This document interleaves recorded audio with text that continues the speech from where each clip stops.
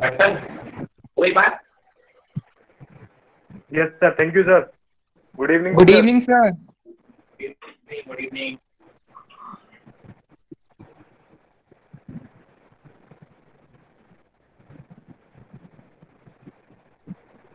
Good evening, sir.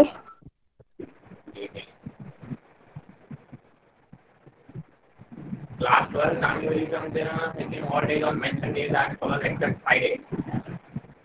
Tuesday, zoology, Wednesday, chemistry, Thursday, physics, and Saturday, physics.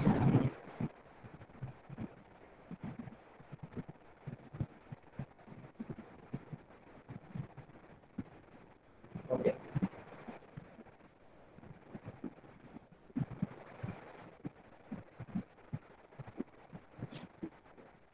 मतलब हमारी class Thursday और Saturday हुआ करेगी, राइट?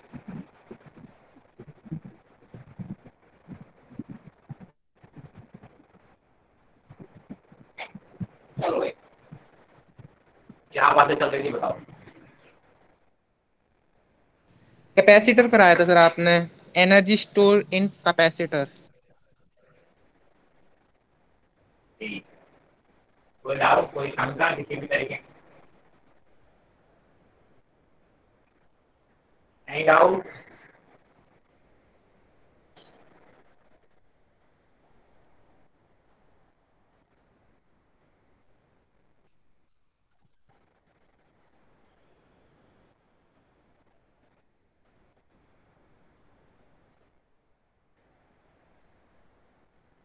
वीडियो ब्लर आ रही है? Yes, sir.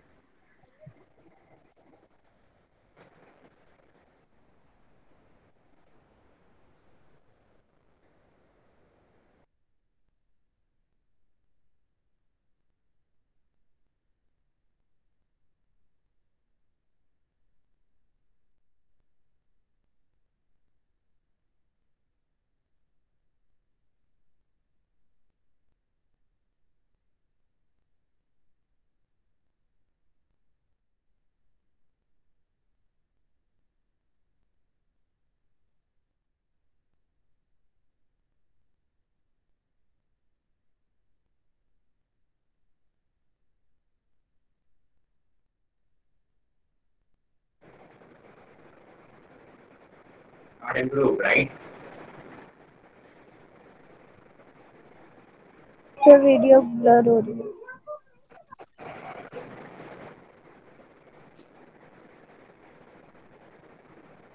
सर एक डाउट है। तुमसे बेटा क्लियर तो होने दे पहले। सर एक बात बताइए कि एक कैपेसिटर में हम कितनी एनर्जी स्टोर कर सकते हैं मैक्सिमम?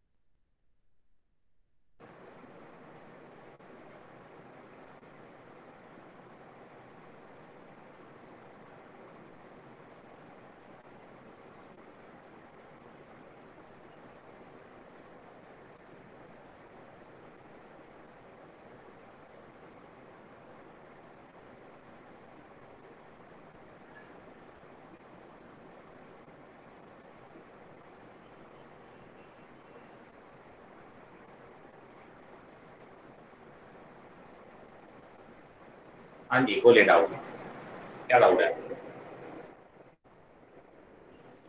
सर किसी कैपेसिटर में मैक्सिमम एनर्जी कितनी स्टोर कर सकते हैं?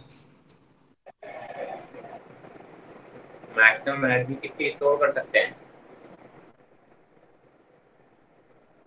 शायद निकल लो, जब तक कि तुम्हारे आसपास की कंडीशंस अलाउ कर दे। इट डिपेंड्स, उसके अंदर मीडियम कौन सा है, मीडियम पे डिपेंड करता है। ऐसे कोई मैक्सिमम वैल्यू नहीं होती, अलग अलग मीडियम में आप अलग अलग लेवल तक जा सकते हो।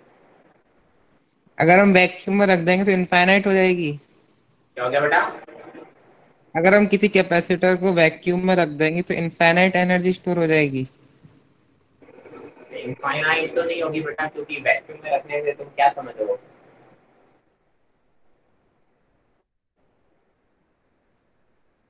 ठीक है, इनफाइनाइट तो देखो कुछ भी नहीं होता पहली बात।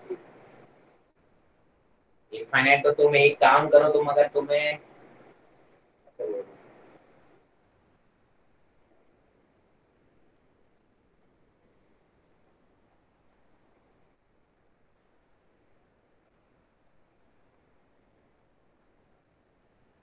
अलग अलग लेवल पे आएगा। वैक्यूम में तुम इनफाइनाइट इसलिए बोल रहे हो क्योंकि तुम्हारे वहाँ मॉलिक्यूल्स नहीं है, तुम ऐसा कहना चाह रहे हो राइट? तो कोरोना डिस्चार्ज की क्या तुम्हें लग रहा है प्रोबेबिलिटी नहीं है, इस वजह से बोल रहे हो। लेकिन और भी फैक्टर्स आते हैं। पहली बात तो वैक्यूम में रख के फिर चार्ज कैसे दोगे? चार्ज देना अपने आप में डिफिकल्ट हो जाएगा राइट? आप कह सकते हो अगर वैक्यूम में रख रहे हो तो आप अप टू द इनफाइनाइट ले जा सकते हो राइट? ऐसी चीजें पॉसिबल नहीं है। अदरवाइज जब तक कि डिस्चार्ज कोरोना डिस्चार्ज स्टार्ट ना हो जाए, लीकेज ऑफ चार्ज डिस्चार्ज ना हो जाए, तब तक आप उसको चार्ज कर सकते हो। ठीक है, ऐसे कोई मैक्सिमम वैल्यू तो हम नहीं डिफाइन करते कि यार this is the maximum value that this is the maximum amount of energy that can be stored in a capacitor right? But हाँ, बेसिक फंडा यही है कि जब तक आपकी लीकेज स्टार्ट ना हो जाए तब तक आप उसमें एनर्जी स्टोर कर सकते हो, जब तक चार्ज लीक करना स्टार्ट ना हो जाए, मतलब जो सराउंडिंग है वो आपका कंडक्टिंग ना हो जाए। तो आप वैक्यूम की बात करो तो हाँ कह सकते हो अप टू द इनफाइनाइट आप कर सकते हो स्टोर। चलिए और बोलो।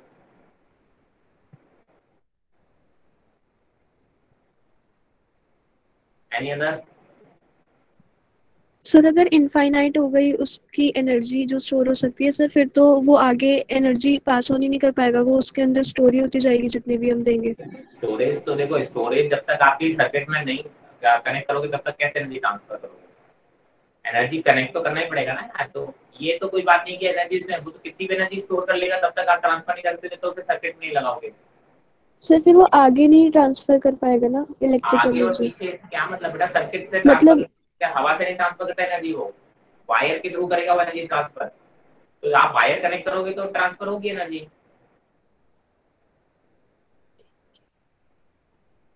समझ रहे हो? वायर से अगर आपने सर्किट क्लोज किया तो एनर्जी ट्रांसफर होगी। उससे मतलब नहीं है कि वो कहाँ रखा है, किस में रखा है, उसके बीच में वैक्यूम है, एयर है क्या, उससे मतलब नहीं है उसको। तो वायर के थ्रू ट्रांसफर करेगा ना, हवा में थोड़ा ना करता है वो ट्रांसफर। क्लियर है? Yes sir. और कोई डाउट? सर हाँ जी बोलो। सर ऐसा पॉसिबल है प्लेट के बीच में वायर रख दें, छोटी सी वायर लगा दें? किसके बीच में? पैरेलल प्लेट कैपेसिटर के जो बीच में जो छोटा सा डिस्टेंस है हाँ, उसके में वायर लगा दें तो वो तो डिस्चार्ज हो फ्लो जाएगी। डिस्चार्ज हो जाएगा। ऑब्वियस सी बात है, दो प्लेट के बीच में पोटेंशियल डिफरेंस है कि पोटेंशियल। नहीं है? अरे है कि नहीं है? Yes sir. तो आप जैसे ही उनको कनेक्ट करोगे दो प्लेट को, तो क्या होगा? कंडक्टिंग पाथ मिल गया। तो क्या होगा, जहाँ पे चार्ज की कमी है वहां से चार्ज दूसरी तरफ भागेगा, वो एक दूसरे सर को डिस्टर्ब करने चार्ज की कोशिश करेंगे। क्यू क्यू तो सेम है ना? तो क्यों अलग अलग नहीं है बेटा? एक पॉजिटिव एक नेगेटिव नहीं है।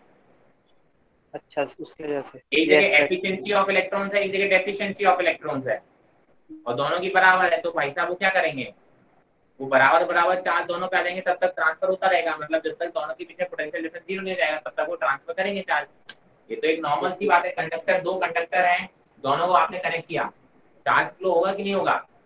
हो गई वो तो, अगर उन पे अलग अलग पोटेंशियल है तो। Okay sir. ठीक है, चलो जस्ट गिव मी 1 सेकेंड।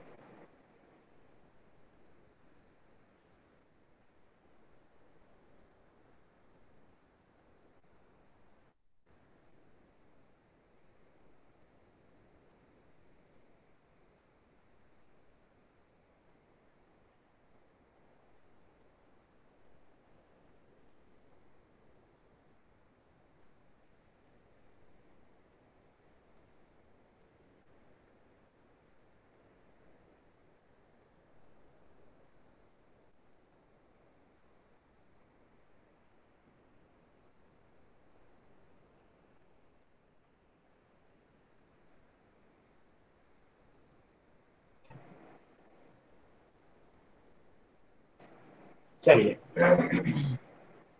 तो हमने बात की थी energy in capacitor, charging of a capacitor की हम अगर कैसे बैटरी से कनेक्ट करते हैं तो उसमें कैसे चार्ज स्टोर होता है, कितनी एनर्जी स्टोर होती है। ठीक है, now we are going to talk about the energy density. Energy density,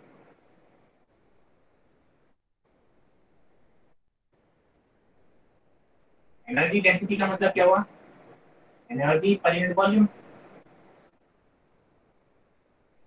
ठीक, आपको पता है कि सर जब भी ये कैपेसिटर चार्ज होगा,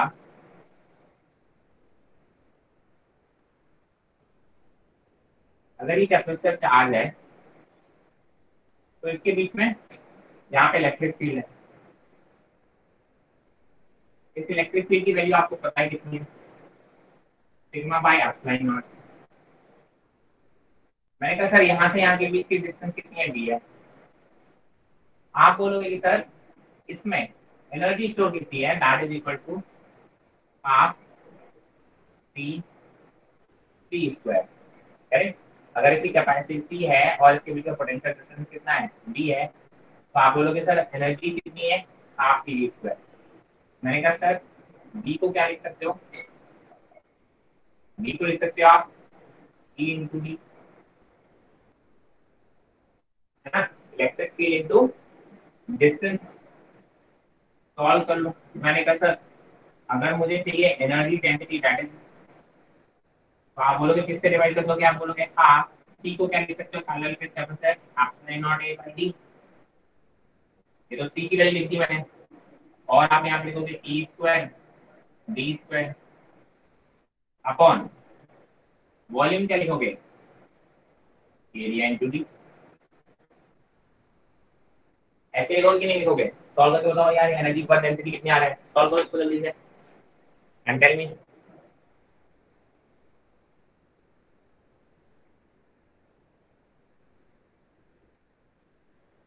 इजी सा आ रहा होगा, देखो ए से ए कैंसिल, एक डी, डी मिला के D square cancel, so that is coming as half epsilon of E square. तो दिस इज एनर्जी डेंसिटी। अगर एनर्जी डेंसिटी का फॉर्मूला आपको याद है तो बहुत अच्छी बात है। तो energy density in a capacitor, जब भी एक कैपेसिटर को चार्ज करोगे, ठीक है, तो आप क्या बोलोगे? जो एनर्जी डेंसिटी का फॉर्मूला आएगा that is equal to half epsilon not e square, where e क्या है यहाँ पे ध्यान रखेंगे sir, e is the electric field between the two plates of a capacitor. ठीक है, अब ये जो फॉर्मूला है ये जनरल फॉर्मूला आपके लिए, ये कैपेसिटर के लिए नहीं वैलिड होता है, ये सभी के लिए वैलिड होता है। जहां जहां इलेक्ट्रिक फील्ड होगा, जिस रीजन में इलेक्ट्रिक फील्ड होगा, आप बोलोगे सर एनर्जी डेंसिटी का फॉर्मूला यही आएगा। ध्यान रखेंगे इस चीज को, राइट। तो आप चाहो तो इस पे नोट पॉइंट भी लिख सकते हो, नीचे एक नोट पॉइंट लिख लो, this expression for energy density, इसके बाद एक नोट पॉइंट डाल लो, this expression for energy density is applicable at all places,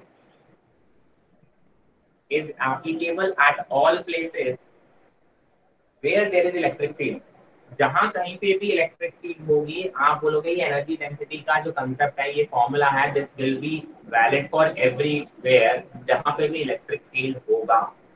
ठीक है, तो इलेक्ट्रिक फील्ड अगर आपको पता है उस रीजन में, तो आप वहां पे एनर्जी डेंसिटी बता पाओगे। इट डजंट मैटर कि वो कैपेसिटर के लिए या किसी और के लिए, जनरल फॉर्मूला है, तो कैपेसिटर के लिए भी वही आना था। ये तो कैपेसिटर के लिए इजी था फाइंड आउट करना, तो हमने आपको उसको फाइंड आउट करके दिखा दिया। ठीक है, इसमें कोई doubt? I hope this is very clear. Screenshot लेके आप आगे बढ़ सकते हैं। सर ये ना तो एरिया पे डिपेंड कर रही ना डी पर डिपेंड कर रही। तो क्या करूं बेटा? तो हम अगर दो प्लेट के बीच की डिस्टेंस ज्यादा करेंगे तो एनर्जी उतनी की उतनी रहेगी, वो एनर्जी डेंसिटी। एनर्जी डेंसिटी उतनी रहेगी, तो क्या करें बताओ? कोई डाउट है, कोई दिक्कत है? तो मैं मतलब एतराज है कि सर ऐसा नहीं हो सकता ऐसा? क्योंकि सर अगर वॉल्यूम बढ़ाएंगे तो एनर्जी डेंसिटी कम होगी ना। तो वॉल्यूम बढ़ाएंगे तो एनर्जी नहीं बढ़ेगी?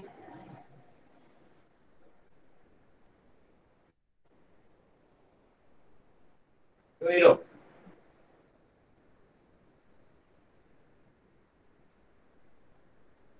बताओगे? आप वॉल्यूम को बढ़ाओगे तो क्या एनर्जी नहीं बढ़ेगी, एनर्जी उतनी ही रखी रह जाएगी। Yes sir. क्या यस सर?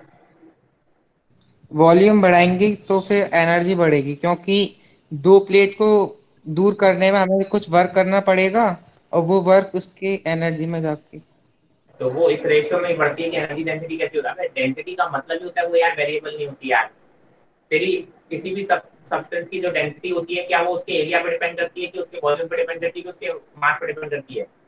तो वो तो मटेरियल पे है। आप ज्यादा मटेरियल लोगे तो भी डेंसिटी उतनी रहेगी, कम मटेरियल लोगे तो भी उतनी डेंसिटी रहेगी। डेंसिटी चेंज होती है क्या जनरली? Okay sir. समझ रहे हो? This is density, remember this. आप अगर डेंसिटी बढ़ाओगे घटाओगे तो एनर्जी भी उसी रेशियो में बढ़ रही होगी, तो energy density will be less. चलो, और अगर आपने मान लो किसी भी तरीके से आपने वॉल्यूम को बढ़ा भी लिया और आपने बोला कि सर वॉल्यूम बढ़ा तो लिया मैंने, बट मैंने कैसे भी करके एनर्जी कम ज्यादा नहीं की, तो भाई साहब इलेक्ट्रिक फील्ड का कुछ कुछ ना कुछ हो गया होगा। तो वो तो इलेक्ट्रिक फील्ड पे तो डिपेंड कर रही है ना। तो इलेक्ट्रिक फील्ड चेंज हो गया होगा, तो एनर्जी डेंसिटी कम ज्यादा हो सकती है। मैंने ये नहीं बोला एनर्जी डेंसिटी कांस्टेंट है, it is depending on electric field. तो इलेक्ट्रिक फील्ड भी तो वेरी कर रहा होगा, साइज पे डिपेंड कर रहा है भाई साहब, चार्जेस पे डिपेंड कर रहा है। ठीक है, चलिए है।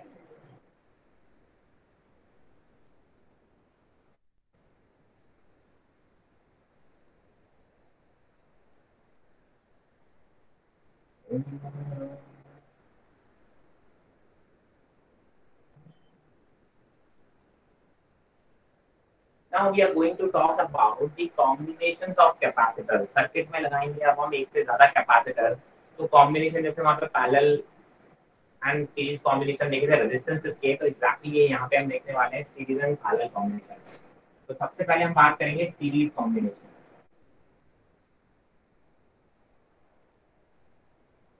Series combination, right. तो आप क्या बोलोगे कि अगर हम एक से ज्यादा कैपेसिटर को सीरीज में कनेक्ट करते हैं, ऐसे ही कनेक्ट करोगे? ठीक है, कर लो। मैंने कहा ये V है, ये C1 है, ये C2 है। अब जरा देखो क्या होगा। मैंने कहा सर अगर आप बोलते हो यहाँ से कुछ चार्ज खींच के आया -Q, यहाँ से खींच के आया, आप बोलोगे सर ये बैटरी यहाँ लेके गई होगी तो यहाँ कितना आ जाएगा +Q। इसका मतलब इस प्लेट से कितना खींचा होगा -Q, और यहाँ कितना पहुंचा होगा +Q। ठीक है, तो अगर आपको याद है कि वहां पे जैसे करंट सेम रहता था रेजिस्टेंस में, सीरीज के केस में यहाँ पे क्या सेम रहेगा? चार्ज भी तो, चार्ज का ही तो फ्लो करंट है। ठीक है, तो यहाँ पे भी तो क्या है सर, आप बोलते हो कि सर अगर सीरीज में एक या दो या तीन कैपेसिटर लगे हैं तो सबकी प्लेट्स में जो चार्जेस होंगे वो कैसे रहेंगे? सेम रहेंगे। तो आप बोलोगे सीरीज में सबसे पहली बात तो क्या रहेगा? क्यू ये है सेम है, क्लियर है? क्यू सेम रहेगा, मैं बहुत अच्छी बात है। मैंने कहा मान लिया इसके अक्रॉस पोटेंशियल डिफरेंस कितना है V1 और इसके अक्रॉस पोटेंशियल डिफरेंस कितना है V2। अगर मैं एक कैपेसिटर जो इसका इक्विवेलेंट होगा उससे इसको रिप्लेस करना चाहूँ तो उसकी इक्विवेलेंट की वैल्यू कितनी होगी? आपने बोला वो ऐसा मत है कि इस पे चार्जेस भी उतने ही रहे। ठीक है, तो आप क्या बोलोगे कि सर इन दोनों का जो पोटेंशियल का सम होना चाहिए वो उसके बराबर होना चाहिए, और जो कि इसके क्रॉस पोटेंशियल ड्रॉप आएगा वो भी V के बराबर आएगा। तो आप क्या बोलोगे? V is equal to V1 plus V2। और V की वैल्यू क्या होगी सर? V की वैल्यू होगी, आपको पता है सर, Q इक्वल टू क्या होता है? CD। तो V की वैल्यू होगी Q बाई C।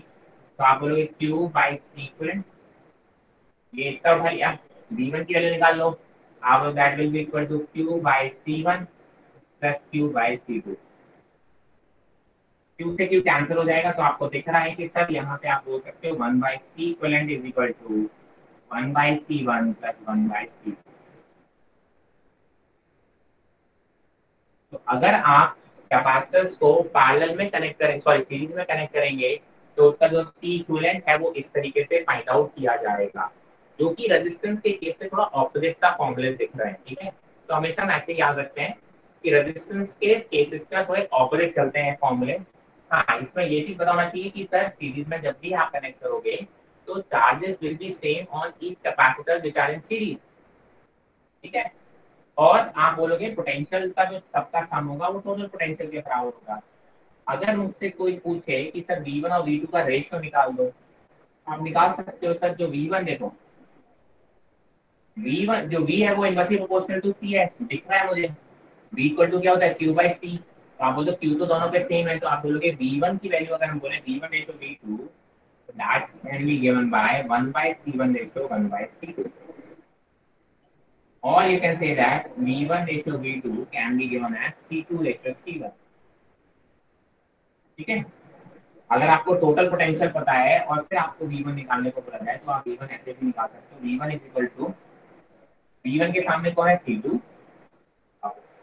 नीचे दोनों का सम आता है रेशियो में, तो C1 plus C2 into total potential, ये हो जाएगा V1। ये रेशियो निकालने की कोई लर्न करने रखने वाली चीज नहीं है, ये रेशियो निकालने का तरीका होता है। अगर आपको रेशियो गिवन है V1 रेशियो V2, तो आप क्या लिखोगे, V1 निकालना तो क्या लिखोगे, V1 के सामने कौन है, C2 अपॉन रेशियो में जो चीजें दी गई उनका सम इनटू टोटल पोटेंशियल कितना है वो।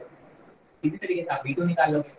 V2 जब आप निकालोगे तो देखो V2 के सामने क्या है, C1, तो यहाँ आएगा C1, नीचे रेशियो का जो टोटल सम आएगा that is C1 plus C2, और इनटू में जो टोटल पोटेंशियल आएगा वो आएगा कैपिटल में। ठीक है, इस तरीके से आप V2 निकाल सकते हैं या V1 निकाल सकते हैं अगर आपको रेशियो पता है। कोई भी दिक्कत है इसमें तो आप बता सकते हो, और छोटे छोटे पॉइंट्स आप बोल सकते हो जो कि रेजिस्टेंस में हमने सीखे हुए हैं। इस केस में जो C इक्विवेलेंट आएगा, जो C इक्विवेलेंट आएगा वो आप बोलोगे that will be less than C1 and C2 both. ये भी एक पॉइंट लिख सकते हो।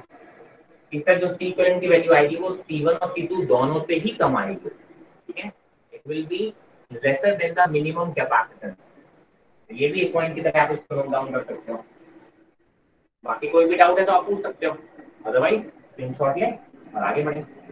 Any doubt?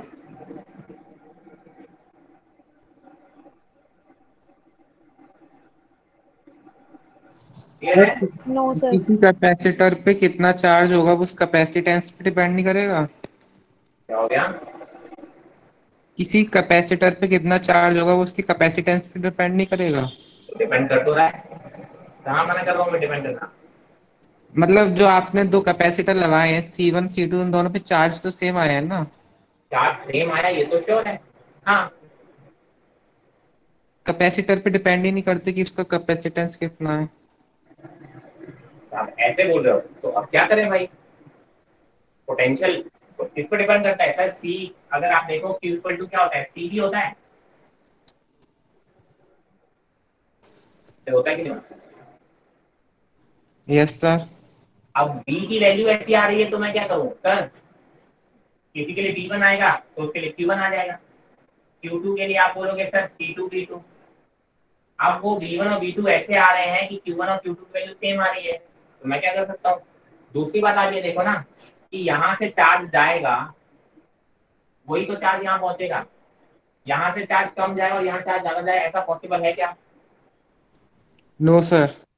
तो फिर कहाँ से अलग अलग चार्जेस आप दे दोगे?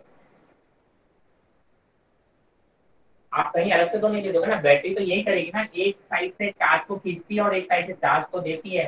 बैटरी अपना चार्ज को क्रिएट नहीं कर देगी ना, एक साइड से खींचेगी दूसरी साइड देगी। तो आप बताओ मैं कैसे कैसे कोई ऐसी पॉसिबिलिटी बता दूं कि सर ऐसे करके आप अलग अलग चार्जेस दे सकते हो?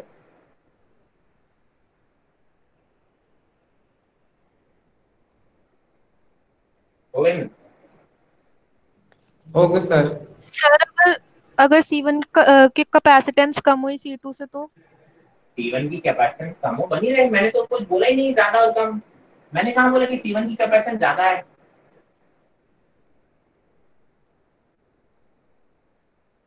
क्या मैंने बोला C1 की कैपेसिटेंस ज्यादा है? नहीं सर, मतलब सर जैसे C2 चार्ज दे रहा है Q, हाँ, तो सर Q चार्ज C1 पे जा रहा है, लेकिन अगर C1 की कैपेसिटेंस कम होगी तो वो Q पूरा नहीं ले पाएगा ना। ये किसने बोल दिया भाई साहब? आप ये कैसे सोच रहे हो कि सर ये इसकी मैक्सिमम कैपेसिटी से ज्यादा चार्ज है? ये पॉसिबल ही नहीं है। वो तो इनके पोटेंशियल के ड्रॉप पोटेंशियल पे डिपेंड करता है, तो पोटेंशियल उस हिसाब से वेरी कर रहा है। भाई साहब पहली बात तो ये भूल जाओ कि C2 चार्ज दे रहा है, पहली बात तो ये भूल जाइए कि C2 चार्ज दे रहा है, B चार्ज खींच के दे रहा है। C2 अपने मन से नहीं दे रहा है, समझ में आ रहा है? अब एक बैटरी लगी है तो आप ऑब्वियसली बात, तो बैटरी उसको चार्ज उसी रेशो में दे रही होगी ना, जिस हिसाब से वो स्टोर कर पा रहा होगा पोटेंशियल हिसाब से। अब आप बोलो नहीं सर इतनी बड़ी बैटरी मैंने लगा दी है, तो फिर तो सर औकात से बाहर चला जाएगा तो बात अलग हो गई। तो औकात से बाहर तो फिर सीरीज कॉम्बिनेशन फलाना खत्म हो गया, वो तो फिर एक वायर की तरह एक्ट करने लगेगा। औकात से बाहर नहीं जाएंगे ना यार, ओके बैटरी सर। इतनी बड़ी नहीं लगाएंगे कि सर हमारी प्रॉब्लम की एग्जिस्टेंस ही खत्म हो गई। ठीक है, battery is okay sir. Responsible for the potentials across these capacitors. ये कैपेसिटर इंडिविजुअली कुछ नहीं कर सकते भाई साहब, जो चार्ज को खींच के ले जाने वाला काम करेगा वो ये करेगा बैटरी। ठीक है, चलो तो आगे बढ़ते हैं।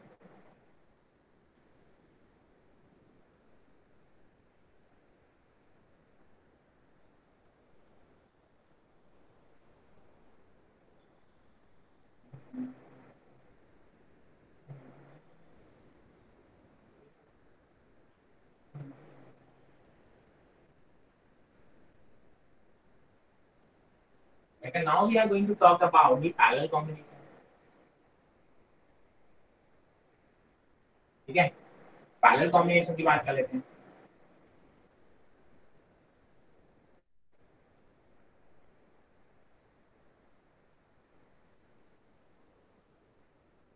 ये हो गया C1, ये हो गया C2, ये हो गया C3।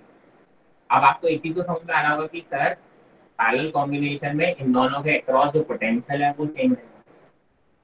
ठीक है, क्योंकि दोनों सेम, आप कह सकते हो कि दोनों आपस में सेम टर्मिनल से कनेक्टेड है। ठीक है, इन दोनों पॉइंट के बीच का पोटेंशियल कैसे होगा, सेम होगा। ठीक है, आप देखो यहाँ से कोई चार्ज को खींच के लेके जाया जा रहा है, बैटरी यहाँ से कुछ चार्ज लेके जा रही है, यहाँ पे जाएगा, अब ये चार्ज डिस्ट्रीब्यूट हो जाएगा, यहाँ कुछ Q1 चला जाएगा, यहाँ Q2 चला जाएगा। इसका मतलब यहाँ पे प्लस Q1 आ जाएगा और यहाँ माइनस Q1 आ जाएगा, यहाँ प्लस Q2 आ जाएगा और यहाँ माइनस Q2 आ जाएगा। इतना ही चार्ज खींच के इतना आएगा, तो आप बोलोगे टोटल चार्ज Q था, तो उसमें से कुछ डिस्ट्रीब्यूट हो जाएगा। अब आपने कहा सर अगर मैं इसको रिप्लेस करना चाहूँ एक ऐसे कैपेसिटर से कि दोनों का काम सेम रहे, दोनों सर्किट आइडेंटिकल से नजर आए, आप बोलोगे इसका मतलब इसके क्रॉस पोटेंशियल कितना होगा, V, इसका कैपेसिटेंस कितना होगा, C इक्विवेलेंट। देखो यहाँ से टोटल चार्ज कितना खींचा गया, Q, तो आप बोलोगे सर यहाँ पे भी कितना आया है, प्लस Q आ जाएगा और यहाँ कितना आ जाएगा, माइनस। तो this is how it should be. अब आप बोलोगे सर मुझे एक चीज तो पता है, जो Q है वो Q1 प्लस Q2 के बराबर है, इसमें तो मेरे हिसाब से कोई दो राय होगी नहीं। अब Q इक्वल टू होता है CV, तो मेरे का इसमें हो जाएगा C equivalent into V is equal to C1 into V plus C2 into V। V से V कैंसिल हो जाएगा, तो देखो C इक्विवेलेंट किसके बराबर आ गया, C1 प्लस C2।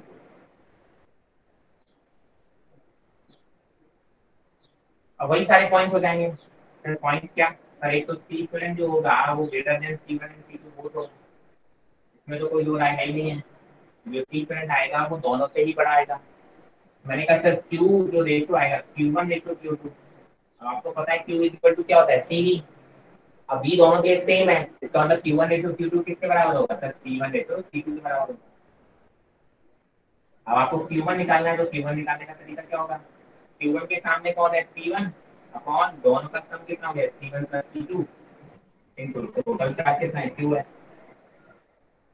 सिमिलरली आप Q2 निकाल सकते हो, C2 upon C1 plus C2 total charge कितना है, Q है।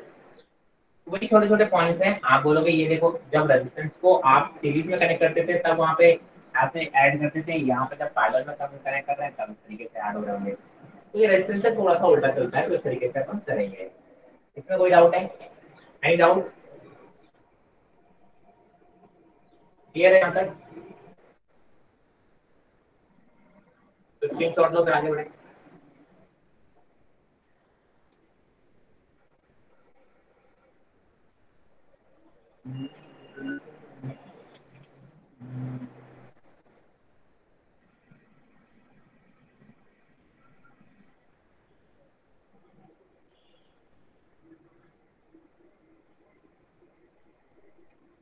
सर जो मैंने पहले पूछा था उसका आंसर ऐसे दे सकते हैं कि आपने कहा था स्टार्टिंग में कि जो कैपेसिटेंस होता है वो ना तो चार्ज पर डिपेंड करता ना ही वोल्टेज पर डिपेंड करता।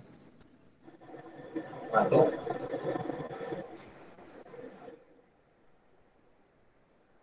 बोलिए बोलिए बोलिए। सर कैपेसिटेंस डिपेंड नहीं कर रहा तो कैपेसिटेंस थोड़ा चेंज हो रहा है, कैपेसिटेंस तो फिक्स है। क्यू की वैल्यू चेंज करते रहो, कैपेसिटेंस की वैल्यू चेंज नहीं होने वाली। क्यू की वैल्यू चेंज हो सकती है, that depends on the battery. अगर आप बैटरी चेंज करोगे तो चार्ज कैपेसिटर पे चार्जेस अलग लगाएंगे। तो सर कैपेसिटर, बोल बोल बोल बोल बोल। पैरेलल प्लेट कैपेसिटर में कैसे पता करेंगी किस कैपेसिटर के पास ज्यादा चार्ज जाएगा? पहले तो ये देखो कि तुमने कनेक्ट किसको किया है, कैसे कनेक्ट किया है। तुमने बोला ये कैपेसिटर है, ये कैपेसिटर है, दो अलग अलग कैपेसिटर ले लिए, आप कंपेयर करके बताओ किसके पास चार्ज ज्यादा रहेगा। भाई साहब किसी के पास भी ज्यादा हो सकता है। तुम तो मुझे ये बताओ कि किसको किससे कनेक्ट कर रहे हो, कैसे कनेक्ट कर रहे हो, तब मैं बताऊंगा ना। ये दो कैपेसिटर हैं, दोनों में आप बोल सकते हो कभी इसका चार्ज ज्यादा हो सकता है, कभी इसका चार्ज ज्यादा हो सकता है। समझ में आ रहा है क्या कहना चाह रहा हूँ? अरे पहले अभी तो दोनों न्यूट्रल है, दोनों का ही चार्ज 0 है। कनेक्ट तो करो पहले, किससे कनेक्ट कर रहे हो, कैसे कनेक्ट कर रहे हो, वो उन सिचुएशंस पे डिपेंड करेगा कि चार्जेस दोनों कैपेसिटर पे कैसे आएंगे। हमने दोनों को सीरीज में एक साथ कनेक्ट करके बैटरी से कनेक्ट कर दिया तो मैंने बोला दोनों में चार्जेस सेम आएंगे। हमने दोनों को अलग अलग बैटरी से कनेक्ट किया, दोनों की बैटरी सेम है, तो आप बोलोगे कि sir Q equal to C D होता है। अगर दोनों की बैटरी सेम है तो आप बोलोगे जिसका कैपेसिटेंस ज्यादा होगा उसमें चार्ज ज्यादा आएगा। ऐसे कई सारे कॉम्बिनेशन बन सकते हैं। तो मुझे कॉम्बिनेशन तो बताओ कनेक्ट कैसे कर रहे हो। ऐसे दो कैपेसिटर रखे हैं, आप बोलो सर दोनों में से किसके पास चार्ज ज्यादा आएगा, मैं कहता हूं दोनों में चार्ज 0 है। ज्यादा और कम की तो बात ही खत्म हो गई। Okay sir. भाई साहब अपने आप चार्ज नहीं आएगा, चार्ज आप दोगे। मैं तो कहता हूँ मैंने C1 को ज्यादा दे दिया, C2 को ज्यादा दे दिया, तो मेरे ऊपर है ना, मैंने दिया जिसको ज्यादा चार्ज। ये मेरे देने के ऊपर डिपेंड करता है कि मैं दे किसको ज्यादा रहा हूँ और कैसे दे रहा हूँ। तो पहले वो तो बताओ मुझे। रखे हुए दोनों कैपेसिटर रखे हुए, दोनों पे चार्ज 0 रहेगा, किसी पे ज्यादा नहीं किसी पे कम नहीं, खाली डिस्चार्ज है वो। ठीक है, ऐसे आप कंपैरिजन नहीं कर सकते अनटिल आप बताओ नहीं किसको किससे कनेक्ट कर रहे हो। चलो थोड़े थोड़े बेसिक बेसिक से कुछ एग्जांपल देख लेते हैं। मैंने कहा था ये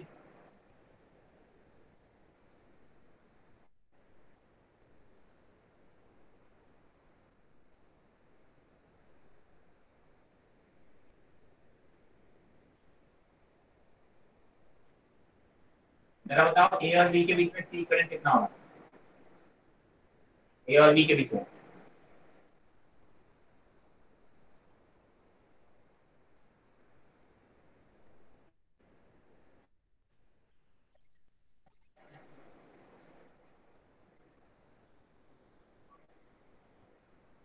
सेवन पॉइंट फाइव। क्या 7.5 क्या? माइक्रोफैराड। भाई साहब थोड़ा सही से बताया करो, यही गलतियां करके आ जाओगे।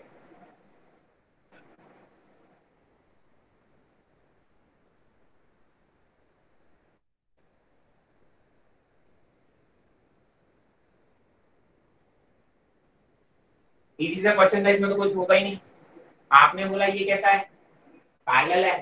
पैरेलल में अगर आप बोलोगे इसको हटा के आप क्या ले सकते हो, 30 माइक्रोफैराड सिंपली ऐड कर दोगे। अब 30 माइक्रोफैराड और 10 माइक्रोफैराड सीरीज में तो पैरेलली जैसे चलता था, तो आप बोलोगे 10 और 30 का क्या निकालोगे, 30 इंटू 10 अपॉन 30 प्लस 10 सॉल्व करोगे तो कितना आएगा, 30 बाय आ गया। सही करो ना।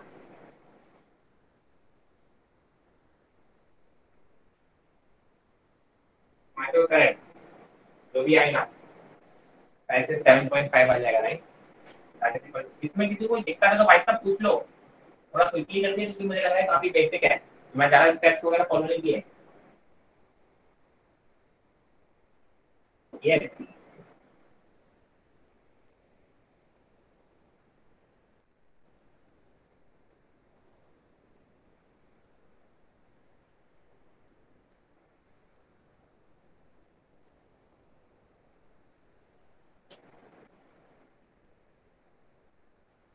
नेक्स्ट ये वाला।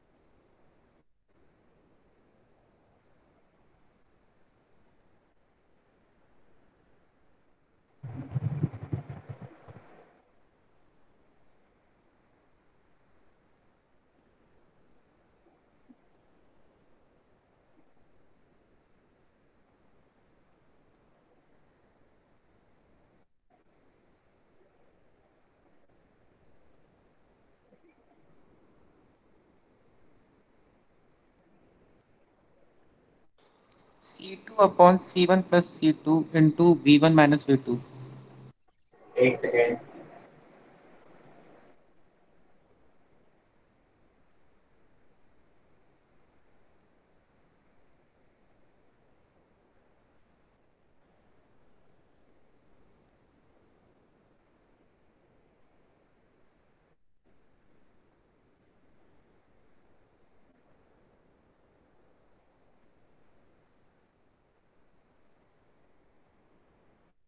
हाँ क्या बोल रहे हो गोविंद?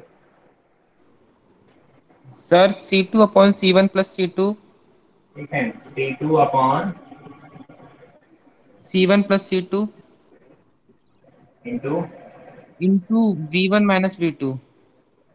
V1 माइनस V2, ऐसा? Yes sir.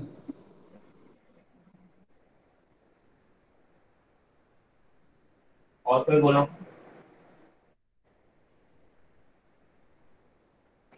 एनीवन? और दीजिए कोई answer. Sir, V2 minus V1 plus C1 plus C2. आवाज नहीं आ रही बेटा, फिर से बोलो। V2 minus V1 plus C1 plus C2. V2 minus V1 Plus C1 plus C2. ऐसा? Yes, sir. ये पोटेंशियल में कैपेसिटेंस कैसे ऐड कर सकते हो यार? डायमेंशन ही रॉन्ग हो गया यार ये तो।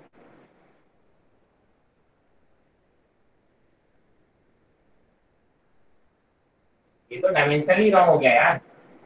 अच्छा पोटेंशियल हाँ में sorry sorry capacitance sorry sir sorry sorry. सवाल ही नहीं उठता।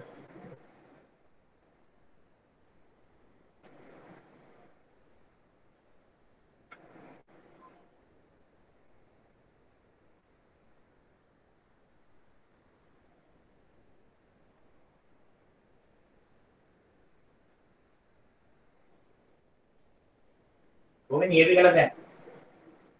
सर V2 माइनस V1 होगा शायद। और यहाँ से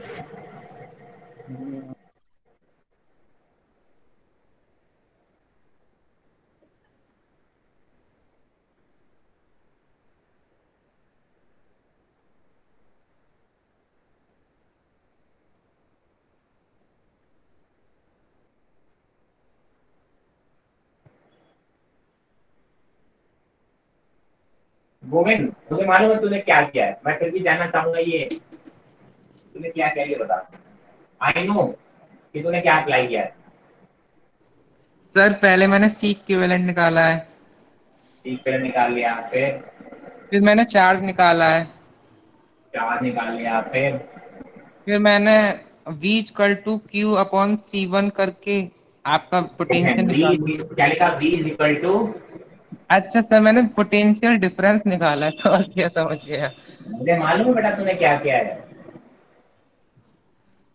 ओके सर करता हूँ।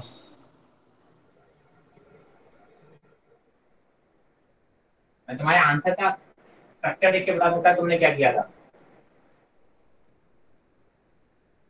चलो, इतना लंबा करने की जरूरत नहीं है, बहुत सिंपल से देखो, फिर आपको ये शॉर्ट ट्रिक की तरह बता दूंगा।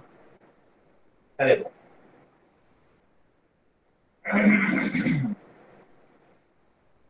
आप बोलोगे सर ऑब्वियस सी बात है सर, अगर यहाँ प्लस क्यू है तो यहाँ माइनस क्यू होगा, यहाँ प्लस क्यू है तो यहाँ माइनस क्यू होगा, दोनों सीरीज में दिख रहे हैं कि नहीं दिख रहे हैं?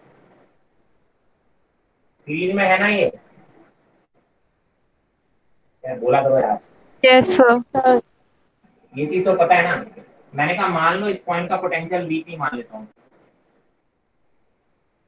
तो इसके क्रॉस पोटेंशियल डिफरेंस कितना है? आप बोलोगे सर V1 माइनस V2, और Q इक्वल टू क्या होता है? P into this. I hope this is very clear.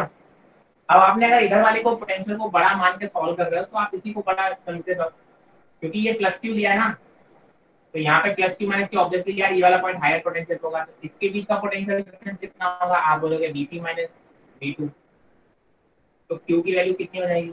V2 into V3 minus V2। इन दोनों स्टेप में कोई डाउट हो तो पूछ लो जल्दी, फिर आगे बढ़ेंगे।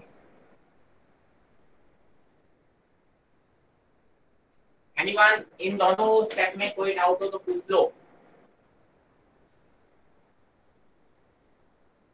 क्लियर है? कोई डाउट नहीं इन दोनों स्टेप्स में? अरे कुछ तो बोला करो, हाँ ना कुछ तो बोला करो यार। No sir. No sir. खत्म हो गया? दोनों चार्जेस सेम है, मैं इक्वेट कर दूं? इक्वेट करोगे तो कितना आएगा? C1 into B1 minus B3 is equal to C2 into B3 minus B2। Correct?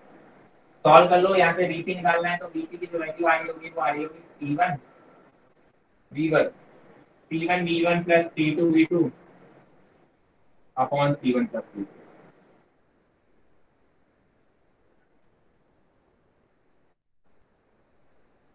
Clear है? अब मैं आपको एक शॉर्ट ट्रिक देता हूँ। शॉर्ट ट्रिक क्या है? क्या देखो,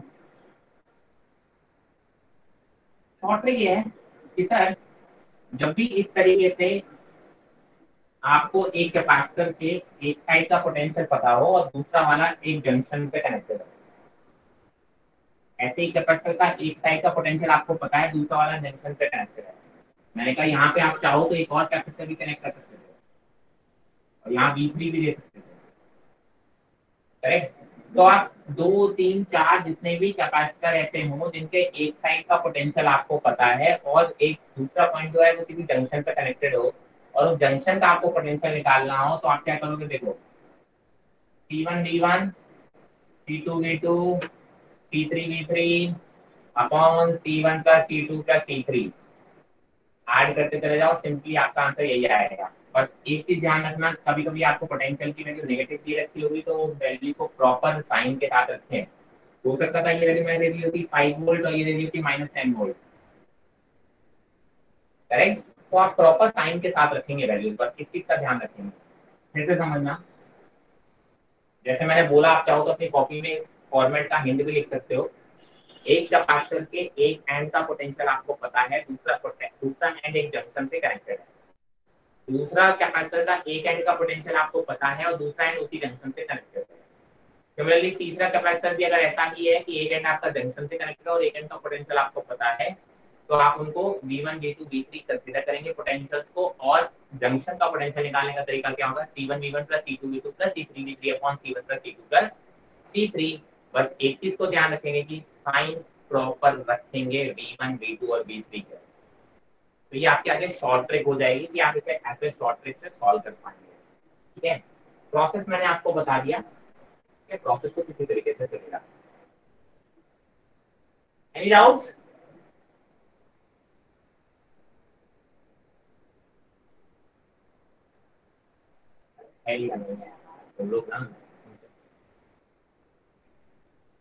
चलो अगर नहीं है स्क्रीनशॉट लो, अगला क्वेश्चन सॉल्व करता हूँ। ये क्वेश्चन कर पाऊंगा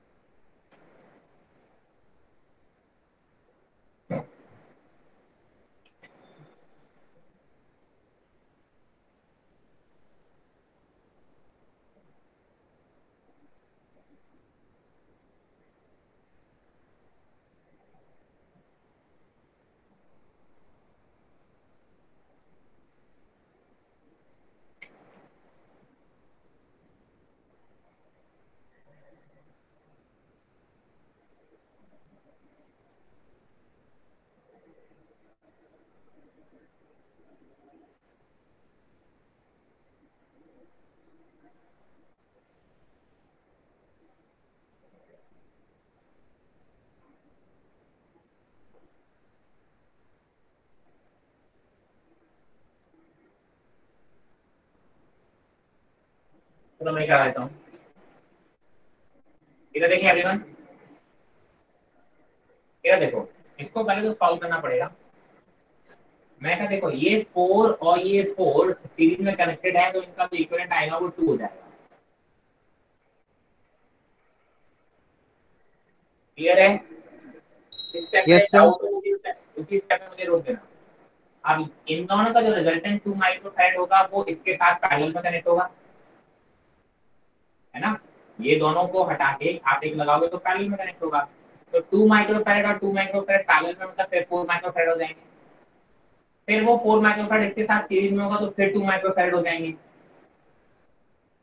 फिर 2 माइक्रोफैरड होगा तो इसके साथ पैरेलल में कनेक्टेड होगा तो फिर से 4 माइक्रोफैरड हो जाएंगे। और 4 माइक्रोफैरड फिर से सीरीज में 4 माइक्रोफैरड के अराउंड आएगा तो आप बोलोगे फिर से कितना हो जाएगा 2 माइक्रोफैरड। जो सीक्वेंट आ रहा है वो मेरे हिसाब से 2 माइक्रोफैरड आ रहा है। अगर किसी को डाउट है तो बता दो।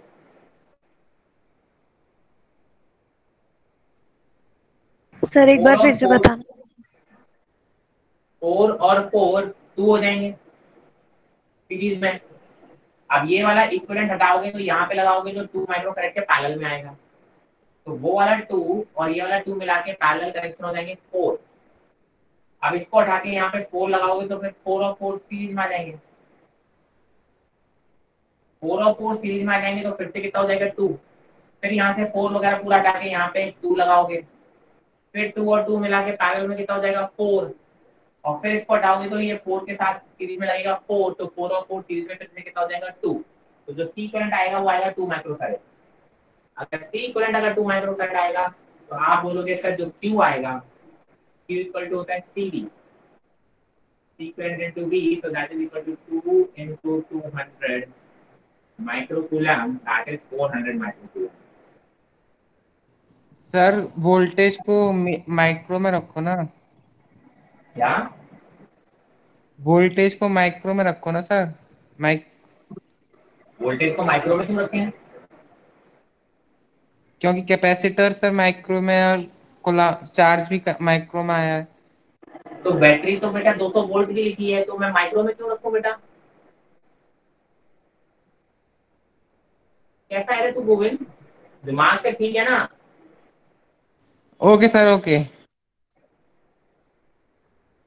मैं तो सीक्वेंट टू वी लगा रहा हूँ, बैटरी आपकी 200। अब आप क्या बोलोगे, सर्किट को ऐसे तो लगाओगे कि सर यहाँ पे सीक्वेंट लगेगा और बैटरी लगा दी 200 वोल्ट की, माइक्रो में रखो, पता नहीं क्या बोलता रहता है। अभी थोड़ा दिमाग लगा लिया जाए, वी इक्वल टू क्या होता है,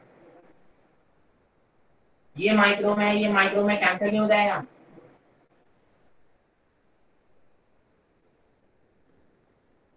आपको क्यू पता चल गया।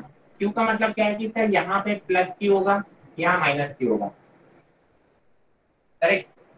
अब यहाँ पे डिवाइड होगा। अब जरा देखो यहाँ पे जब ये डिवाइड होगा तो कैसा होगा, पहले जंक्शन की बात करता हूँ मैं। जब ये सॉल्व होके आया होगा तो देखो ये ऐसा आएगा, ये 4 माइक्रोफैरड था, ये 2 माइक्रोफैरड था, ये 2 माइक्रोफैरड था, ऐसे ही था। इससे जस्ट पहला वाला स्टेप कुछ ऐसा था, यहाँ पे 4 था, यहाँ पे 4 था, उसका रिजल्टेंट 2 आ गया था, ठीक है। तो आप क्या बोलोगे, यहाँ से अगर Q है और यहाँ से Q लग जा रहा है माइनस Q, तो ये आ जाएगा Q/2 और ये आ जाएगा Q/2। अब इससे पहले वाले स्टेप पे पहुंच जाओ, राइट। ये तो आपने इसको और इसका जो रिजल्टेंट आया था उसको सॉल्व करके ये ऐसा लिखा था, मैंने कहा उससे पहले पहुंच जाओ। उससे पहले अगर पहुंचोगे तो देखो ये ऐसा आया था।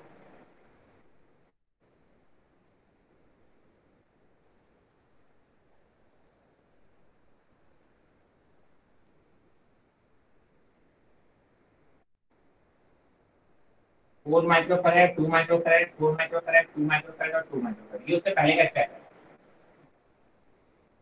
ठीक है। और उससे भी पहले पहुंच जाओगे तो आप बोलोगे सर ये वाला स्टेप है।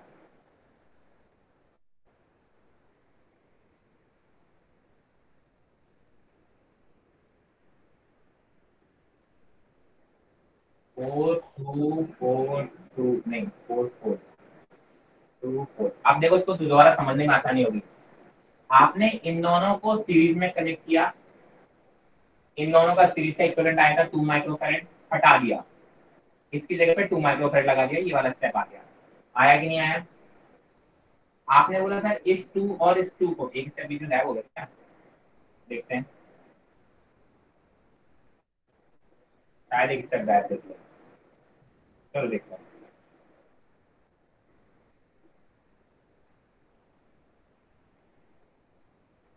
हाँ सॉरी, यहाँ पे पूरा, ठीक है। अब जरा देखो, आपने बोला ये देखो ये 4,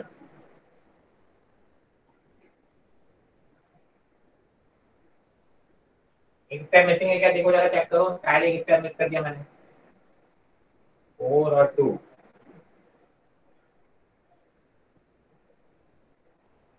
यहाँ 2 था।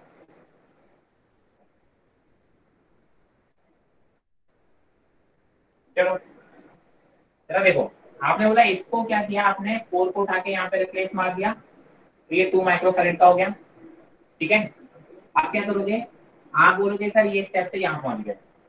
अब इस 2 और 2 की अगर हम बात करें तो इस 2 और 2 को अगर आप सॉल्व करोगे तो कितना हो जाएगा, पैरेलल में तो कनेक्ट करोगे तो 4 आ जाएगा। इससे एक्चुअली एक स्टेप और आएगा इसके बीच में जो मिस हो गया है, वैसा आएगा। सर यहाँ वॉइस पे ब्रेक हो रही है।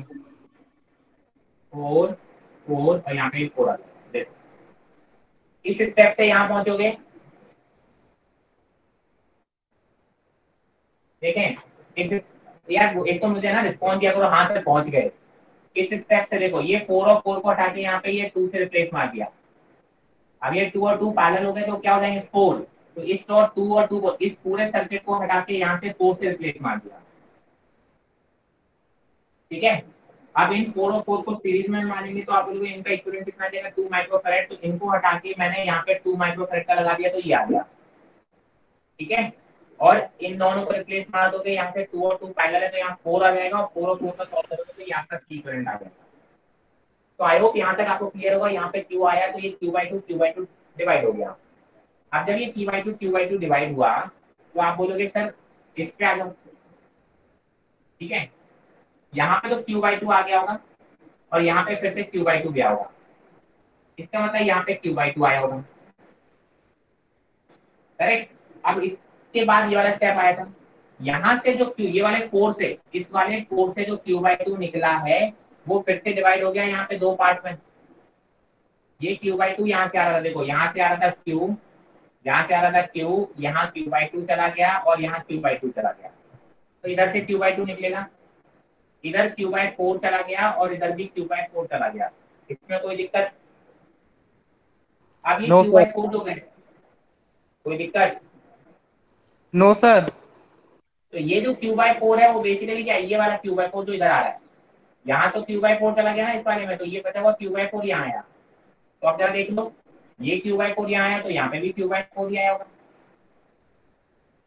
तो इन दोनों पॉइंट के पीछे चाहिए, मतलब इस लास्ट वाले पोटेंशियल अगर कैपेसिटर को देखें तो यहाँ पे है Q/4 और यहाँ है -Q/4।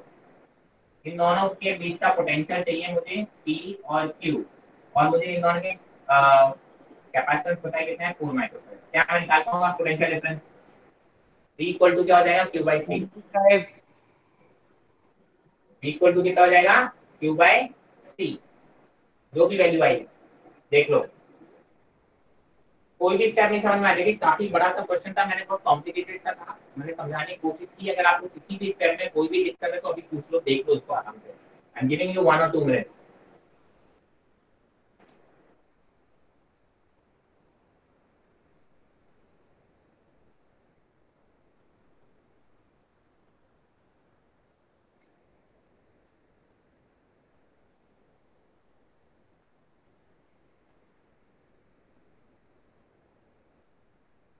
ठीक है, चलो कोई दिक्कत नहीं इसमें।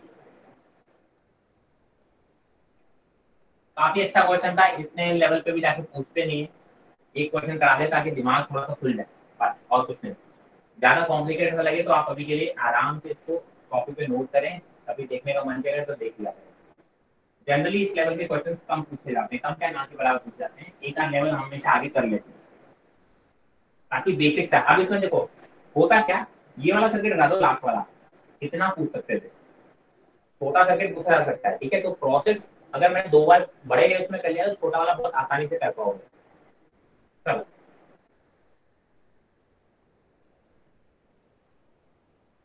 अब जरा देखो होता क्या है, ये पैरेलल प्लेट्स है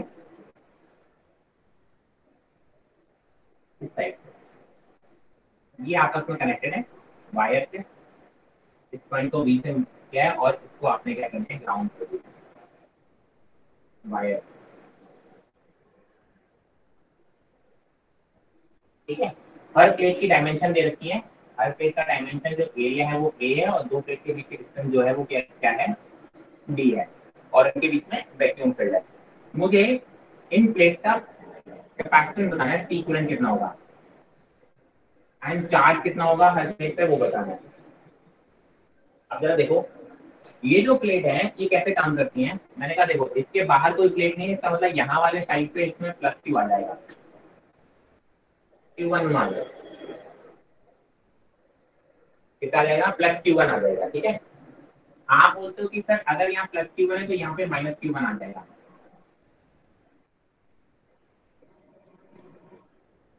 ठीक है, आप बोलते हो कि सर यहाँ माइनस Q1 है और मैंने मान लिया प्लस, और इस पर कितना आ जाएगा माइनस Q2। तो बीच वाली प्लेट एक्चुअली दो कैपेसिटेंस में आप बोल सकते हो कैपेसिटर में अपना रोल प्ले करती है। ठीक है, बीच वाली जो है वो अपना दो कैपेसिटर में रोल प्ले कर रही है। आपको आई थिंक ये चीज समझ में आ रहा होगा, यहाँ तक कहीं कोई दिक्कत होनी नहीं चाहिए आपको।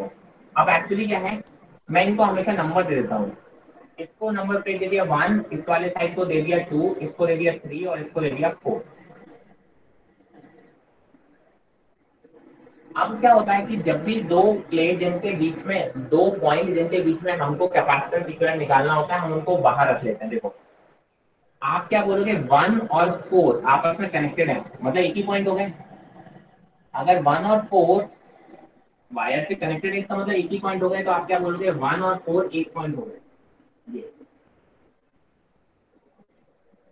ऐसे देखिए आप 1 और 4 एक ही पॉइंट हो गए और 2 और 3 एक ही पॉइंट हो गए।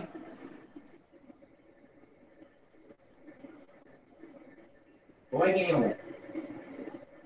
एक ही प्लेट है यार, अलग अलग। ऐसा तो मेटल प्लेट है, मेटल प्लेट के दो अलग अलग पॉइंट पे पोटेंशियल अलग तो नहीं हो सकता। आप जरा देखो पहला कैपेसिटर किसके बीच में बनना है, 1 और 2 के बीच में। मैंने कहा सर 1 और 2 के बीच में पहला कैपेसिटर लगा दिया। दूसरा कैपेसिटर किसके बीच में बनना है, आप बोलोगे दूसरा कैपेसिटर बनना है 3 और 4 के बीच में। ये 3 और 4, हाँ सर बना दिया। ये और कोई कैपेसिटर बन नहीं रहे, इतने ही कैपेसिटर बन रहे हैं। आप बोलोगे सर सी तरह निकाल सकते हो आप यहाँ से। आप बोलोगे यहाँ पे एक तरीके की बैटरी लगी हुई है, क्योंकि ये वाला एंड किससे ग्राउंड से कनेक्टेड, मतलब 0 से कनेक्टेड है, और ये वाला एंड किससे कनेक्टेड है, बी से। तो इसका मतलब क्या हो गया, इनके बीच में एक बैटरी लगी हुई है जो इन दोनों के बीच का पोटेंशियल डिफरेंस बी से मेंटेन कर रही है। अच्छा, अब आप बोलोगे ये भी सी होगा और ये भी सी होगा, क्योंकि डायमेंशन कैसे हैं, सेम है। सी की वैल्यू कितनी हो जाएगी, आपका नॉट ए बाई डी। सी की वैल्यू निकाल पाओगे, यस और नो? ठीक है, सी की वैल्यू निकाल पाएंगे आप, तो सी की वैल्यू इस तरीके से आ जाएगा। क्लियर है, कोई दिक्कत? अब जरा देखिए इसमें ध्यान रखें, अगर ऑल्टरनेट प्लेट पहली वाली देखो बी से कनेक्टेड है, दूसरी वाली 0 से कनेक्टेड है, तीसरी वाली बी से कनेक्टेड है, ऐसी चौथी होती जो बी से कनेक्टेड हो, इससे कनेक्टेड होती। अगर ऑल्टरनेट प्लेट्स सेम पॉइंट से कनेक्टेड हैं तो आप ध्यान रखें ना कि सारे के सारे कैपेसिटर्स पैरेलल ही बनेंगे। मैं क्या इसमें प्रिंट लगा दूं 1 2 3 4 5 6। आपने बोला कि सर ये वाले कोई पॉइंट मान लो ये ए है और आप बोलोगे 1 2 और 3, ये बी है। अब यहाँ पे देखो ऑल्टरनेट प्लेट्स ए और बी से कनेक्टेड है, इसका मतलब ये सारे के सारे पैरेलल प्लेट कैपेसिटर पैरेलल में लगे हुए हैं। अब कितने कैपेसिटर बनना है वो आप काउंट कर लो। अगर यहाँ पे n प्लेट्स हैं तो कैपेसिटर बन रहे होंगे n-1। देखो यहाँ पे कितनी ए और ए। हाँ, अगर यहाँ पे n प्लेट्स हैं दो। ऐसे ही अगर यहाँ पे कितनी प्लेट्स हैं 1 2 3 4 5 6, तो कैपेसिटर कितने बनेंगे 5। तो देख लो ये 2 3 4 5। तो आप बेसिकली क्या बोल सकते हो, ये 5 कैपेसिटर्स पैरेलल में लगे हैं। ये बी पॉइंट है और ये ए पॉइंट है, और आप इक्विवेलेंट निकाल सकते हो। क्लियर है यहाँ तक, कोई दिक्कत? किसी भी इंस्टेंस में कोई भी दिक्कत हो पूछ लो।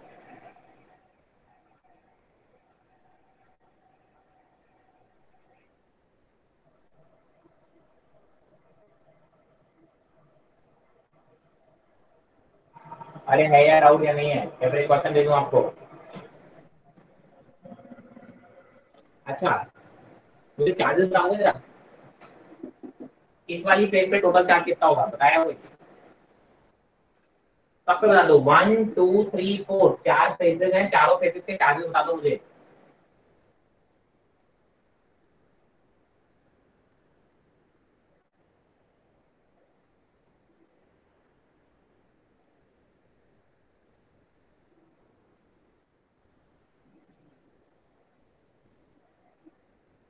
हाँ जी सर 1 का Q1 प्लस Q2/2 होगा। हम तो उनके नाम ऐसे लिखो Q1 Q2 Q3 Q4 ऐसे लिख लो। हाँ 1 का कितना बोला? सर मेरी स्क्रीन ब्लर हो रही है, मेरे को दिख नहीं रहा। 1 का Q1 प्लस Q2/2 होगा। अरे Q1 Q2 क्या है भाई साहब? Q1 Q2 यहाँ पे क्या आपको सिर्फ ये गिवन है, A और D डायमेंशन गिवन है, इनके टर्म्स में लेके आओ ना यार। Q कहीं गिवन है क्या क्वेश्चन में?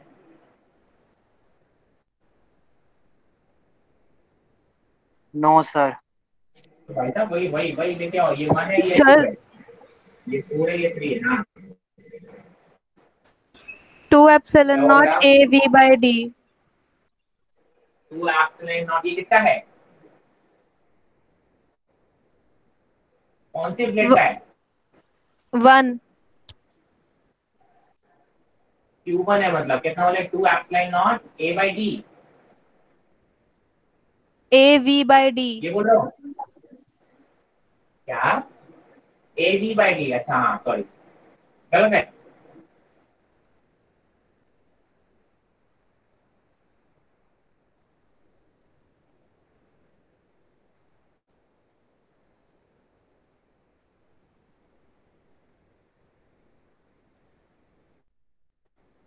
चेक करो फिर से Q1 Q2 Q3 Q4 की वैल्यू जल्दी बताओ, और मुझे इस प्लेट पे नेट चार्ज बता दो। चलो क्या बता देगा।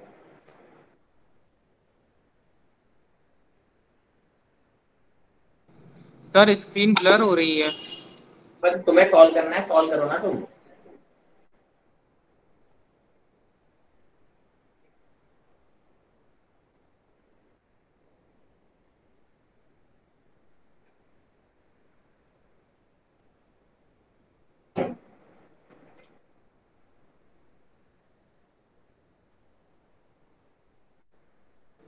सर मेरे को एक बात दोबारा बता दीजिए, ये क्या दूसरी प्लेट पे चार्ज Q2 कैसे आ गया? ये दोनों, इन दोनों प्लेट का पोटेंशियल सेम क्या है क्या बोल सर? क्या, क्या बोला दूसरी प्लेट पे? जो ऊपर की दोनों प्लेट है, उन दोनों का पोटेंशियल सेम है क्या सर?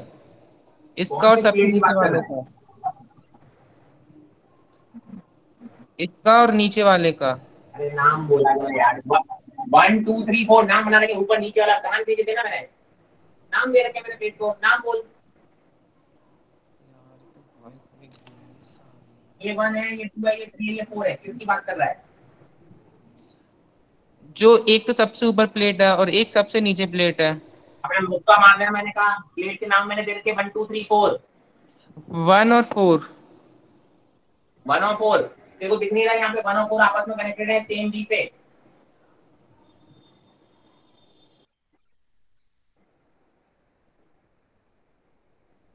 क्या दोनों सेम प्लेटें सेम पॉइंट से कनेक्टेड नहीं है? दोनों का पोटेंशियल सेम होगा कि अलग अलग होगा? सेम होगा।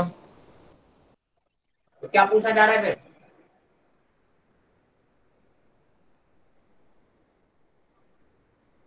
उन दोनों पे चार्ज क्यों अलग अलग है?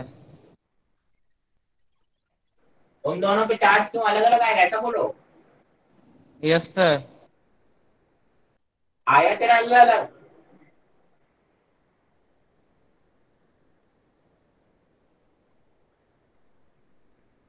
क्या तेरा चार्ज अलग अलग आया?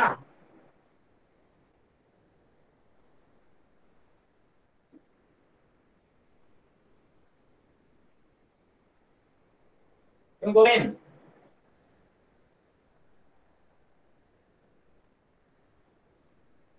अरे अब बोलेगा, मुंह बोलेगा अब। तेरा चार्ज अलग अलग आया है कि सेम आया है? सर नहीं आया, मतलब एक ही, अगर एक ही वायर से कनेक्ट है तो दोनों पे चार्ज सेम होने चाहिए ना, मैं ये सोच रहा था। होने चाहिए नहीं होने चाहिए वो अलग बात हो गई। तेरा अलग आया कि सेम आया, तो अपना बता। मैंने किया नहीं आगे इसीलिए। तो करना पहले, फिर हवा में बातें क्यों कर रहे हो?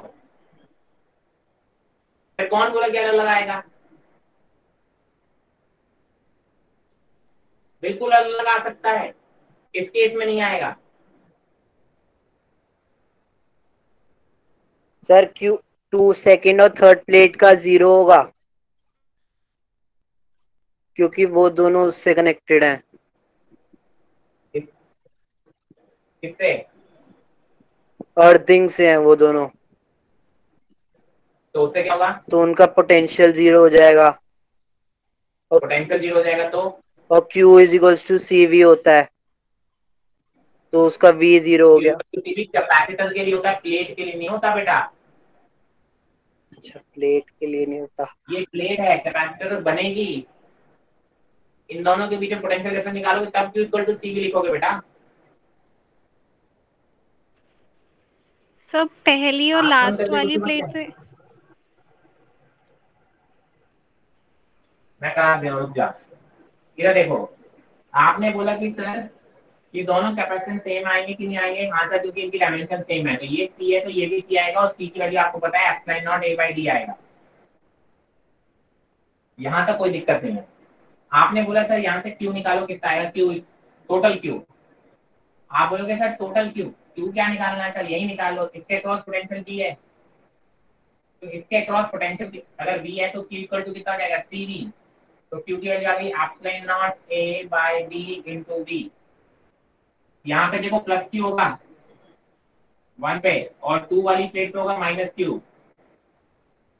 तो देखो Q1 कितना होगा सर? Q1 होगा epsilon not A/D into V।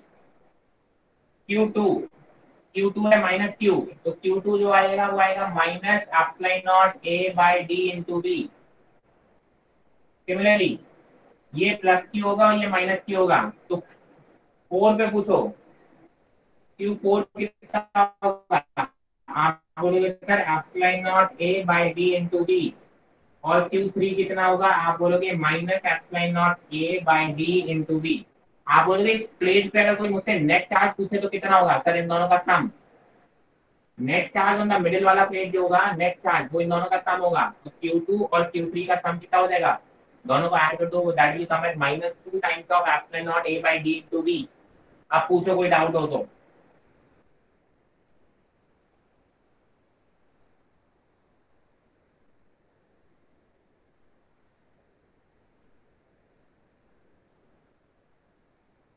कोई डाउट है? No sir. Anyone? Any doubts?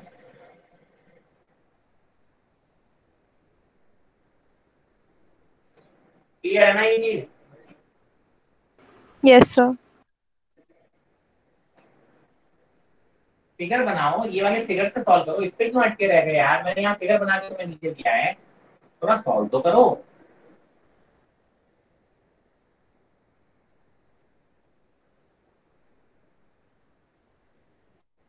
चलो, now we are going to talk about the capacitor with dielectrics.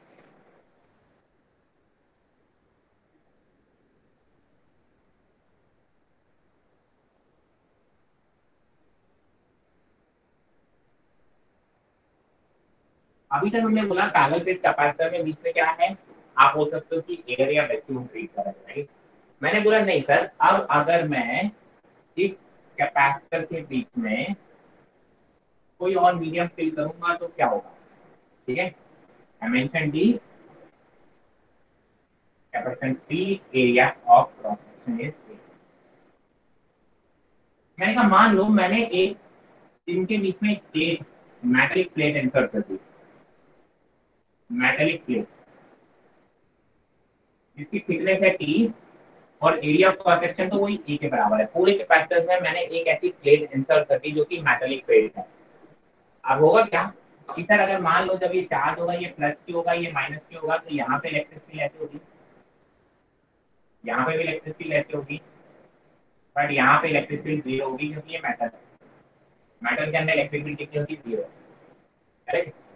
तो आप क्या बोलोगे कि सर इतने रीजन की इलेक्ट्रिक फील्ड अगर जीरो हो जाएगी तो इतने रीजन की एनर्जी कम हो जाएगी, और अगर इतने रीजन की एनर्जी कम हो गई तो कैपेसिटेंस भी मेरा कम हो जाएगा। तो आप बोलोगे सर कैसे कैपेसिटेंस कैसे निकालोगे, तो कैपेसिटेंस निकालने का तरीका देखो क्या होगा। कैपेसिटेंस निकालने का तरीका कुछ भी नहीं होगा, आप बोलोगे सर यहाँ पे माइनस क्यू इंसर्ट हो जाएगा, यहाँ प्लस क्यू। मेटल के इस वाले सरफेस पे, प्लेट के इस वाले सरफेस पे, ठीक है, आप बोलोगे सर कुछ चार्ज इंड्यूस हो जाएगा और कुछ इधर इंड्यूस हो जाएगा। तो जब कैपेसिटेंस निकालोगे, कैपेसिटेंस, तो कैपेसिटेंस में आप बोलोगे epsilon not A by D.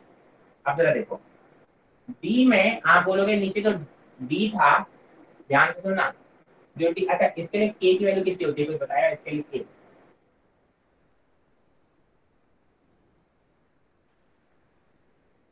Metal के लिए जो के होता है डाइलेक्ट्रिक कांस्टेंट होता है दैट इज इनफाइनाइट।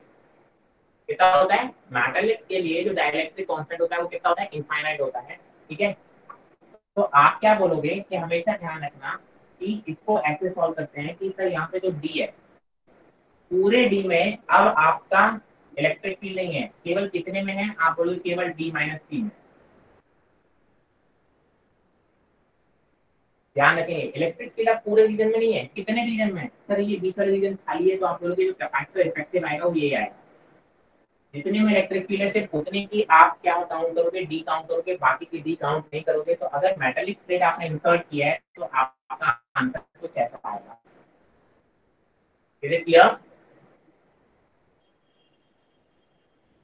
ठीक है, यस सर। सर हम अब बात करते हैं मेटालिक रिसर्च। हाँ सर हम इस कंडीशन को ये नहीं कह सकते कि दो पैरेलल कैपेसिटर, वो दो कैपेसिटर होगा जो कि सीरीज में कनेक्टेड है। तो दो कैपेसिटर को सीरीज में कनेक्ट कर दिया, की बात है, उससे भी ऐसे ही आएगा। अभी आके पढ़ने तो कॉम्प्लिकेटेड क्वेश्चन उससे सॉल्व करेंगे, तो मैं डायरेक्टली अभी इससे रिजल्ट बता रहा हूँ, ठीक है। अब मैंने कहा सर अगर मेटालिक प्लेट की जगह पे कोई डाइलेक्ट्रिक मैंने अगर फिल किया, अभी तक तो क्या था मेटालिक प्लेट मैंने फिल की थी, अब मैं कहूंगा सर यहाँ पे कोई अगर मैंने मेटल की जगह पे डाइलेक्ट्रिक फिल किया, यहाँ पे कोई डाइलेक्ट्रिक फिल किया जिसका डाइलेक्ट्रिक कांस्टेंट कितना है के, तो होता क्या, देखो सी इक्वल टू हम ऐसे लिख देते हैं एप्सिलॉन, एरिया तो नीचे मैंने कहा सर ऐसे लिख देते हैं डी बाय एप्सिलॉन नॉर्मली, ये तो नॉर्मल के लिए बात करो। सर अगर हम स्क्रीन इसको ऐसे लिख सकते हैं, अगर सर स्क्रीन ब्लर हो रही है। No sir.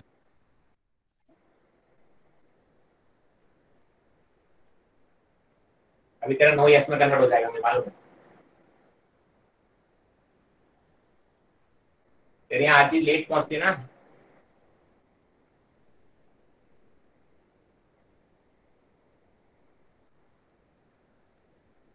क्लियर हो गई? Yes sir.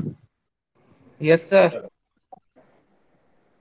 मैंने कहा सर जनरली अगर नॉर्मल कैपेसिटेंस को हम ऐसे लिख सकते हैं, ये एप्सिलॉन नॉट को उठा के नीचे ले जा सकते हैं। अब होता क्या है कि सर अगर आपको याद हो कि अगर मीडियम फिल करते हैं बीच में, तो इलेक्ट्रिक फील्ड होती थी या फोर्स होता था, इलेक्ट्रिक फील्ड तो आती थी वो कितने जाती थी, अगर एयर में इलेक्ट्रिक फील्ड ई है तो आप बोलोगे एप्सिलॉन नॉट के टाइम्स हो जाता था, याद है। अगर एयर में फोर्स एफ है, एफ नॉट है, तो किसी मीडियम को फिल करने पे तो फोर्स की वैल्यू हो जाती थी दो चार्जेस के बीच में, और नेट फोर्स कितना हो जाता है, F not by K times हो जाता था, यस कूलम्ब सर। लॉ, ठीक है। तो जो इलेक्ट्रिक फील्ड है वो कितनी हो जाती थी, आप बोलोगे that becomes as epsilon, electric field अगर एयर में ई नॉट है तो उस मीडियम में E not by K times हो जाएगी, ठीक है। तो इसीलिए हम क्या कहते हैं, हम इसको ऐसे लिख लेते हैं, जो सी है किस केस के लिए, ये तो जनरल केस के लिए बताया था, सी को ऐसे कह लो कि सर जितने रीजन में एयर है, जितने रीजन में एयर है, आप बोलो कितने रीजन में एयर है, आप बोलोगे डी माइनस टी में एयर है। एयर कितने पोर्शन में, आप बोलोगे डी माइनस टी वाले पोर्शन में, तो वहां पे केवल आप लिखोगे एप्सिलॉन प्लस जितने रीजन में अब कोई डाइलेक्ट्रिक है तो उसके लिए आप लिखोगे टी बाय के एप्सिलॉन, ऐसे को लिख देते हो,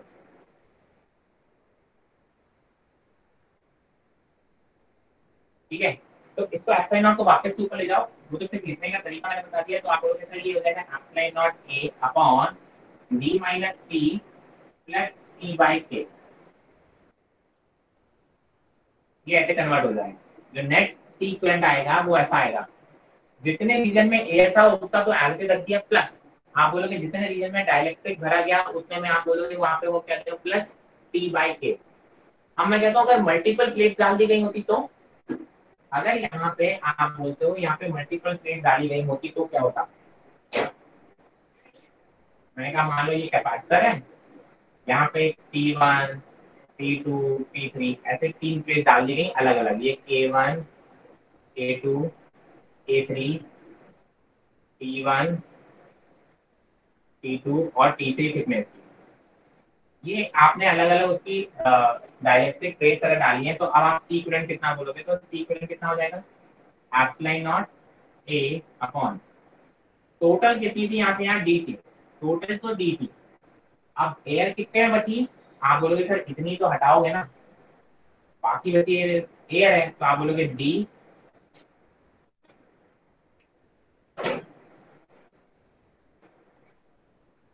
D minus T1 plus T2 plus T3, ये तो एयर वाला रीजन है, उसमें तो आपने एवरेज लिख दिया। अब इन सब का ऐड भी तो करो, ये कभी आपने हटाइए, एयर वाला हटा दिया, बाकी वाला एयर से हटा दिया, अब इसमें क्या हो जाएगा, आप बोलोगे यहाँ पे plus T1 by K1 plus T2 by K2 plus T3 by K3, ठीक है। इस तरीके से आप इक्विवेलेंट निकाल सकते हो, सीधी सी बात है। ये ध्यान रखना, ये मैं तब की बात कर रहा हूँ जब कैपेसिटर के same dimension area of cross section दोनों सेम थे, ऐसे ये दो प्लेट कैपेसिटर है, एक डाइलेक्ट्रिक एग्जैक्टली सेम साइज की प्लेट आपने बीच में इंसर्ट की है, तो आप बोलोगे एयर वाला पोर्शन जो होगा उसको लिख दोगे डी माइनस, जो भी एयर है वो उसको एज लिख दो, नीचे जहाँ पे डी लिख रहे हो उसकी जगह पे पहले लिख लो एयर वाला पोर्शन कितना है, उसको लिख दोगे डी माइनस टी, ये इसमें एयर है, प्लस जितने पोर्शन में आपने दूसरा डाइलेक्ट्रिक फिक्स किया है उसकी जगह पे आप लिख दोगे दैट डिस्टेंस अपॉन के क्या है वहाँ पे डाइलेक्ट्रिक कांस्टेंट है, अगर एक प्लेट है, अगर एक से ज्यादा प्लेट है तो हर एक का अलग अलग डाइलेक्ट्रिक कांस्टेंट होगा, तो आप बोलोगे T1 by K1 plus T2 by K2 plus T3 by K3 and this is your C equivalent for multiple, अगर आपने डाइलेक्ट्रिक स्लैश उसमें इंसर्ट किया है, क्या ये बात समझ में आया। क्योंकि यहाँ पे अगर आप पूछोगे इलेक्ट्रिक फील्ड कितना हो जाएगा, तो आप बोलोगे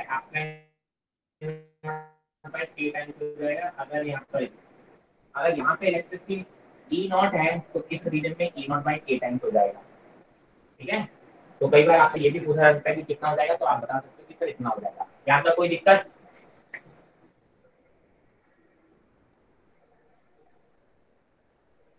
क्लियर है यहाँ तक? Yes, sir. तो आई थिंक स्क्रीन भी ब्लर हो रहा है, फिर स्क्रीनशॉट ले लो जल्दी, क्लियर है। फिर आज यहीं पे क्लास रोकते हैं, ध्यान रखना इसका एक केस और रह गया, उसको स्टार्ट करेंगे एंड देन फिर आगे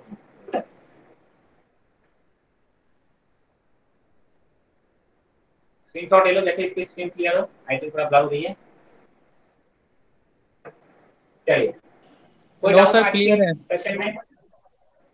चलो हाँ क्लियर हो गई है, चलो एनी डाउट, या मैं आप पे छोड़ देता हूँ। मैंने कहा सर अगर मैं पूरे एरिया में एक स्लैब इंसर्ट कर रहा हूँ जिसका डाइलेक्ट्रिक कांस्टेंट के है, तो उसका बता दो कि सर कैपेसिटेंस कितना होगा, ये आप निकालोगे, अगली क्लास में हम इस पर बात करेंगे।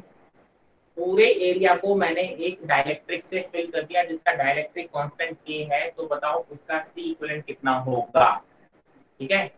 ये क्वेश्चन आपको सॉल्व करके लाना है, उसके बाद अपन आगे बात करेंगे। आज के लेक्चर में कोई डाउट,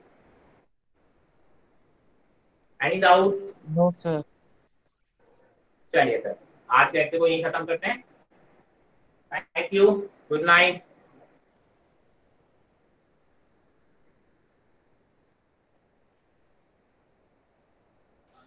थैंक यू।